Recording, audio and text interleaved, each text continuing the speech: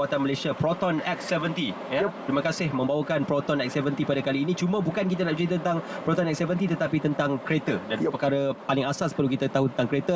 Soalan pertama saya berkenaan kita perlu memanaskan enjin katanya sebelum kita memulakan perjalanan. Apa perkara ini penting atau perlu untuk memanaskan enjin terlebih dahulu? Okey, kadang-kadang orang katakan ini adalah mitos. Okey, tapi benda tu untuk kenderaan sekarang ni, especially untuk kereta sekarang yang penuh dengan elektronik, sebenarnya dah tak perlu dah. Kita dah boleh start dan juga kita boleh go dah benda tu.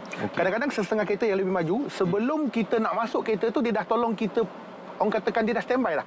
Everything mood is standby dah. Tapi sekarang ni tak perlu. Cuma dulu orang kata, orang tua-tua kata dulu tunggu temperature tu naik baru kita nak jalan benda tu.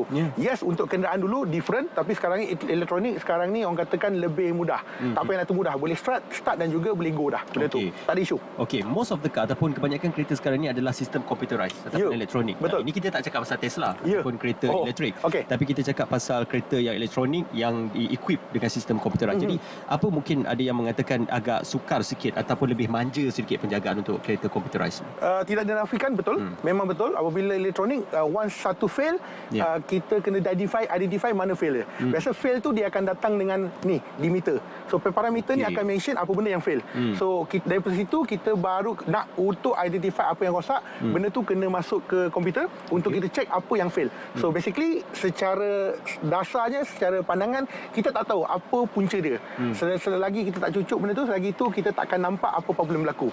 So biasanya sama ada dekat sensor elektrik, dekat box elektronik box tu, ataupun bahan apa ni, benda-benda fizikal yang rosak benda tu. Memang betul dia agak memang itu antara ketakutan orang lah benda tu. Manja sikit. Once fail kadang-kadang boleh tak boleh jalan. One fail tak boleh gerak, ataupun fail dia akan bersangkut paut. Apabila ni fail dia akan bersangkut paut dengan kita adik abang dia benda tu. Kadang-kadang failure tu boleh lagi start enjin tapi nak bergerak tu tak boleh, mungkin ada stuck itu. Mungkin boleh call service center ataupun dan towing car. Kita ada beberapa kategori kereta yang selalu dipakai 1.5, 1.6, 1.8, 2.0 kan. Jadi apa beza yang boleh kita ketahui tentang kategori dan juga jenis ini? Kategori maksud macam mana tu? Macam dari segi kapasiti dan juga cara penjagaan ataupun corak penjagaannya itu. Dia tak kisah sama ada 1.5, 1.6, 1.8 atau 2.0. Benda penjagaan kenderaan adalah asas. Semua adalah sama kecuali perbezaan antara elektrik sekarang ni dengan ICE, internal combustion engine. Penjagaan dia sedikit slightly different. Sebab satu ada minyak hitam, satu tak ada minyak hitam. So dua dia, tapi secara dasarnya sama, tetapi ada setengah benda tak sama. Macam saya katakan, tak kisah enjin apa sekalipun, jaga kenderaan tetap sama, tidak ada perubahan. Asas tetap asas. Jom kita beri pen sikit kepada untuk memeriksa suhu kereta ya. Sebelum kita memulakan perjalanan sudah pasti kita perlu memeriksa temperature atau suhu dulu. Perkara paling basic untuk kita memeriksa suhu dan pastikan agar suhu itu berada pada suatu keadaan yang normal ataupun yang optimum untuk pemanduan. Sekarang ni kalau nampak lebih kurang dalam sini ada 4 bar. So selagi dia tidak melebihi garisan merah, selagi itu masih okey. Tak kisah apa sekalipun, selagi tak melepasi garisan merah masih lagi boleh dalam keadaan biasa. Tetapi kalau benda elektronik, kalau dia dah overheat, dia akan tulis overheat. Dia akan overheat, sama ada dia akan menyuruh kita berhenti ke ataupun merujuk kepada kita hubungi pusat servis terdekat dan sebagainya benda tu. Jom kita keluar. Kalau boleh kita nak tengok, kita nak cek keadaan ataupun orang kata minyak hitam lah. Boleh. Jom. Kita berikan ruang untuk kita cerita tentang perkara-perkara asas pemeriksaan bagi sebuah kenderaan anda. Mr. Gan, satu benda paling basic kita nak buat kalau nak servis kan, minyak hitam, minyak brake, minyak gear. Dan benda yang paling asas sekali kalau kita nak cek minyak hitam ni, jom kita share dengan penonton kita. Tapi kebiasaannya orang katakan kalau cakap servis kereta ni, dia akan berkait, dia katakan time nak jalan jauh, time perayaan baru kita cek. Tapi sebenarnya benda ni perlu dibuat secara berkala. It's good kita cek sebelum kita mulakan perjalanan jauh.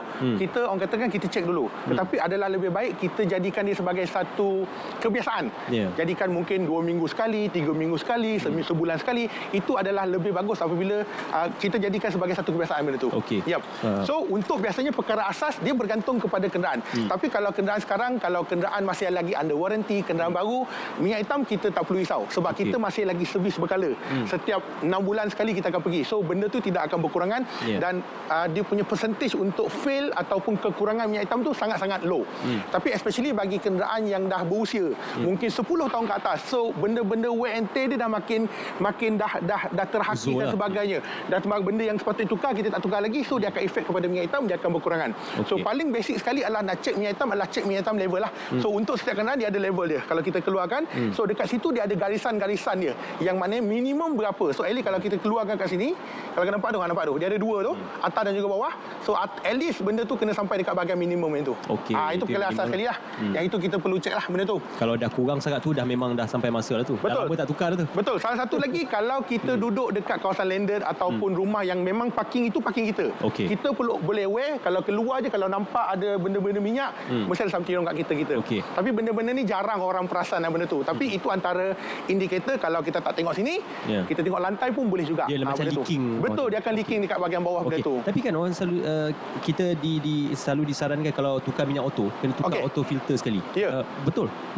Benda tu memang wajib. Biasanya dia depend kepada kenderaan. Ada kenderaan adalah alternate. 2 kali servis baru tukar sekali. Tapi benda-benda yang basic macam contohnya Proton, Pro 2 sebagainya, setiap kali tukar minyak hitam wajib tukar oil filter itu sendirilah. So selain pada minyak hitam, yang kita perlu aware adalah dari segi minyak coolant. Minyak penyejuk enjin. Dan biasanya orang katakan minyak coolant boleh ke tak boleh kalau kita nak pakai air mineral contohnya. Benda tu boleh, tidak salah. Tetapi untuk jangka masa yang panjang dia akan datangkan kesan kepada kita punya ni lah, coolant, bahagian coolant lah, bahagian penyujukan tu. Tetapi adalah lebih baik kalau kita gunakan air coolant itu sendiri. Sebab fungsi dia untuk sejukkan enjin lebih pantas, lebih cepat berbanding daripada kita gunakan air mineral. Itu yang lebih penting lah benda tu. Kategori minyak semi dan sebagainya tu perlu juga diketahui untuk kesesuaian dengan kereta tu. Betul. Untuk minyak hitam basic dia ada 3. So dia ada mineral, lepas tu dia ada semi dan juga dia ada fully. Benda tu. So bergantung kepada mana satu yang kita guna. Tapi untuk mineral dah jarang lah guna sekarang ni. Cuma setiapnya berbeza. Contohnya mineral kita kena tukar at least setiap 3 bulan ataupun 5,000 km. Semi ada yang 7,000, ada yang 10,000. Dan untuk fully ada yang 10,000, ada yang 15,000, ada yang 20,000. Bergantung kepada OEM itu sendiri. Bergantung kepada recommended biasanya. Biasanya untuk kalau Proton Pro 2 dia kalau kita guna fully setiap 10,000 km ataupun 6 bulan. Which one come first? Tapi sebenarnya untuk minyak hitam ni memang dia direka lebih daripada 10,000. Kalau 10,000 biasanya kita kalau 12,000, 13,000 masih okey lagi. Tetapi memandangkan kadang-kadang kalau kereta tu under warranty, kita masih lagi terikat dengan warranty, nak warranty kita kena kita kena servis. So itu yang kita perlu ikutlah. Either one sama ada bulan sampai dulu ataupun mileage sampai dulu. Dia yang best biar kereta tu dalam warranty lagi lah. Betul. Maksudnya kena tukar kereta selalu lah. Itu kalau ada duit lah, ada modal yang kencang lah. Betul. Okey, cakap pasal enjin ni, satu benda adalah pasal timing belt.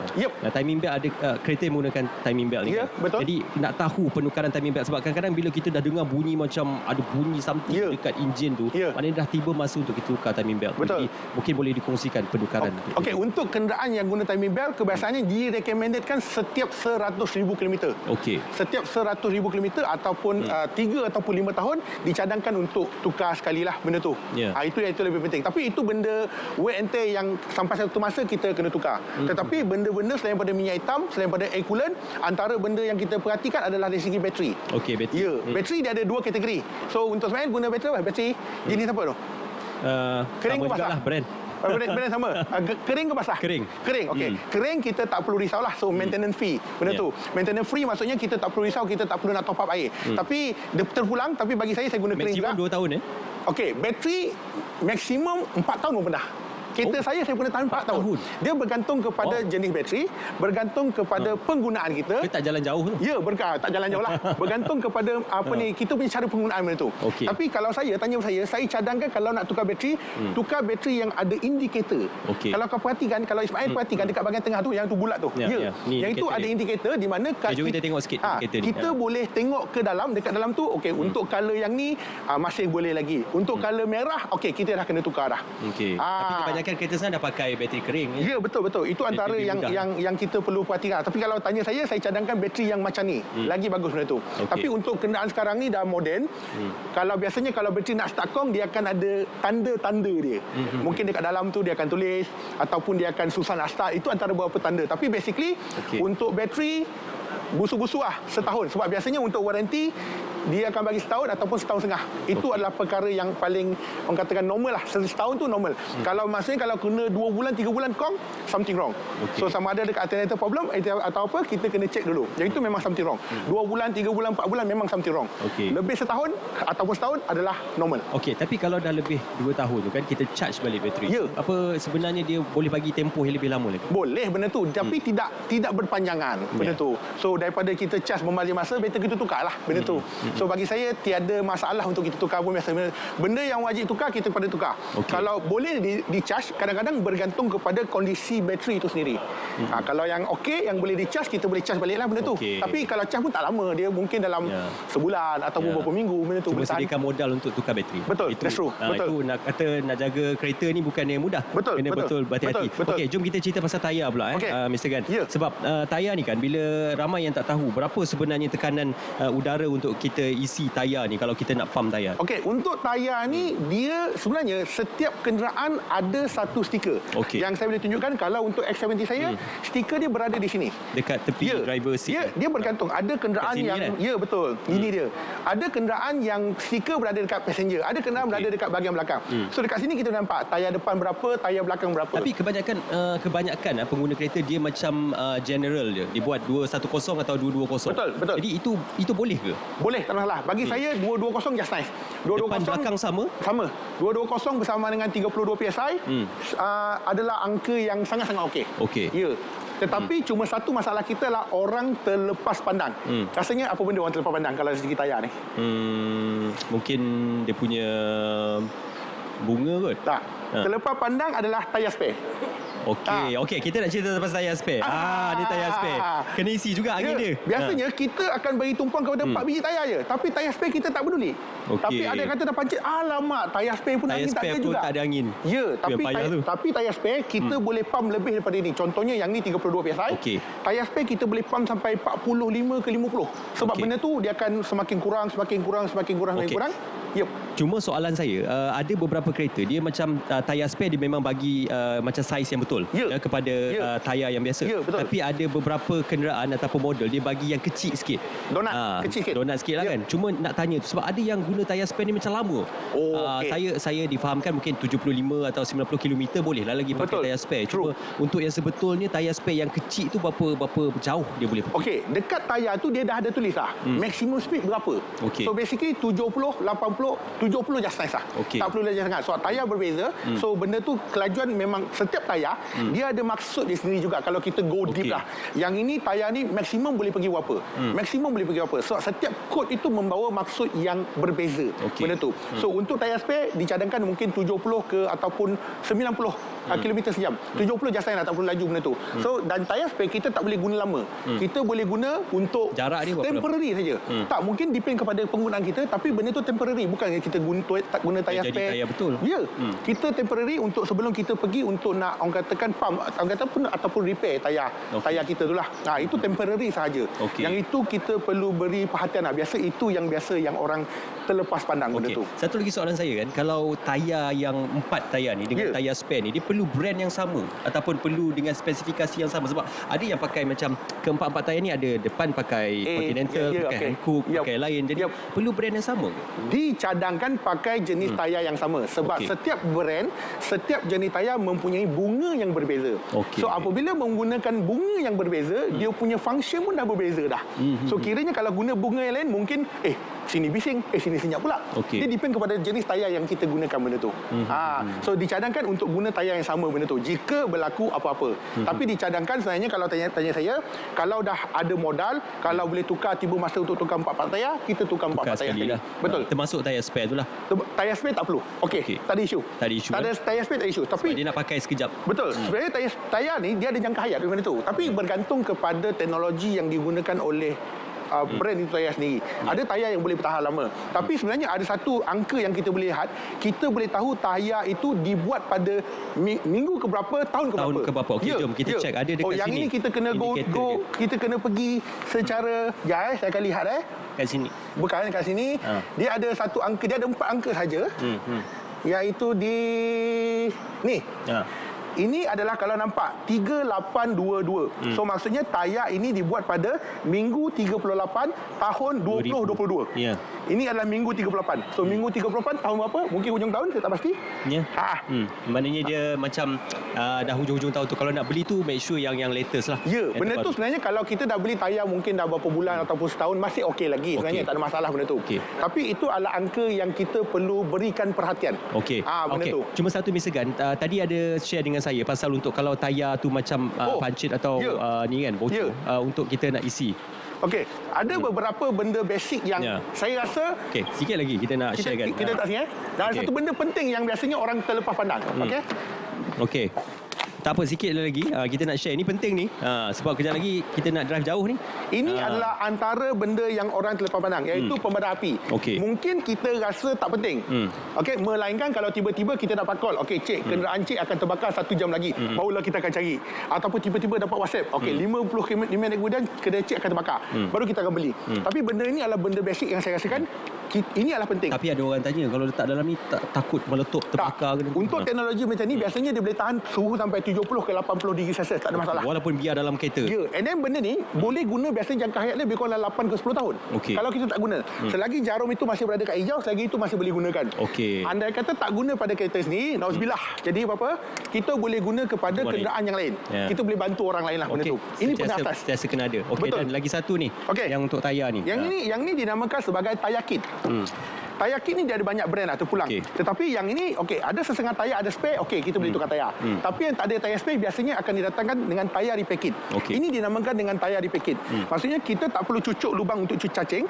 Sebaliknya yang ini dalam ni dia ada cecair. Bukan. Dia ada cecair getah yang kita boleh masukkan dalam ni, dan cecair getah ni akan masuk ke dalam tayar. Automatically lubang yang bocor tu boleh ditampal secara automatically. Tetapi benda ini cuma terhad kepada lubang yang kecil. Kalau dah koyak, tak boleh apa lah. Memang tak boleh apa. Dia kalau lubang tu boleh lah, kalau koyak tu yang payah. Koyak memang tak boleh. So yang ni pun untuk temporary sahaja juga. Maksudnya kita tak perlu cabut untuk buka, sebab setengah orang mungkin tak pandai nak buka tayar dan sebagainya. Ini adalah perkara asas yang boleh juga. Tapi kalau selain benda tu, ini boleh jadikan kita punya pump angin juga benda tu.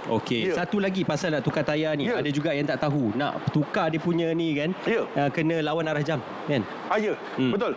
Pastikan lawan arah jam. Kalau tak kuat juga, pijaklah kat atas tu. Tapi satu lagi cara untuk kita monitor, sebab sekarang ni canggih. Antara benda yang saya boleh cadangkan kalau nak beli, kita boleh beli TPMS, Tire Pressure Monitoring System. Di mana Tire Pressure TPMS kalau kita pasang, untuk kereta ni memang originally dah ada. Kita boleh nampak berapakah kadar angin empat tayar. Kalau ada something wrong kat situ, automatically dia akan keluar pop warning. Sama juga kalau kereta yang tak ada TPMS, kita boleh beli. I think less than RM100 dah boleh beli lah benda tu. Letak je benda tu, dia akan pasang dekat bahagian sini. Betul. And then dia akan warning kat kita juga. Andai kata tayar pressure kita kurang, so maknanya kita tak perlu monitor, situ dia akan monitorkan untuk kita. Alright, thank you Mr. Gan. Satu nasihat yang baik. Perkara-perkara asas, nanti kalau ada kesempatan lagi kita pergi perkara-perkara yang lebih detail. Boleh, insyaAllah. Pasal kereta, insyaAllah. Terima kasih bersama dengan kami. Kita harapkan agar nasihat dan juga tips tersebut boleh membantu anda yang ingin memulakan perjalanan atau ke perjalanan jauh, insyaAllah. Terima kasih Mr. Gan. Kita nak bersua kembali dan juga teruskan kesetiaan anda bersama kami di Selamat